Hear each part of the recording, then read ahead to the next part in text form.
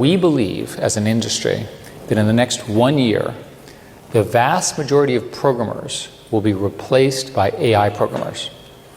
We also believe that within 1 year, you will have graduate-level mathematicians that are at the tippy top of graduate math programs.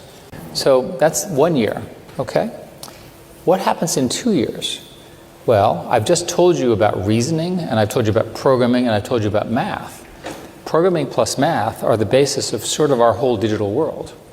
So the evidence and the claims from the research groups in OpenAI and Anthropic and so forth is that they're now somewhere around 10 or 20% of the code that they're developing in their research programs is being generated by the computer.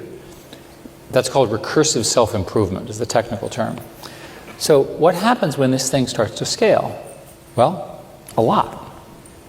One way to say this is that within 3 to 5 years, we'll have what is called general intelligence, AGI, which can be defined as a system that is as smart as the smartest mathematician, physicist, or artist, writer, thinker. I call this, by the way, the San Francisco consensus, because everyone who believes this is in San Francisco.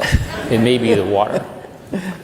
What happens when every single one of us has the equivalent of the smartest human on every problem in our pocket? But the reason I want to make the point here is that in the next year or two, this foundation is being locked in, and we're not going to stop it. Because remember, the computers are now doing self-improvement. They're learning how to plan, and they don't have to listen to us anymore.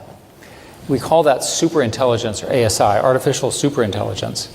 And this is the theory that there will be computers that are smarter than the sum of humans. The San Francisco consensus is this occurs within 6 years, just based on scaling. This path is not understood in our society. There's no language for what happens with the arrival of this. That's why it's underhyped. People do not understand what happens when you have intelligence at this level, which is largely free.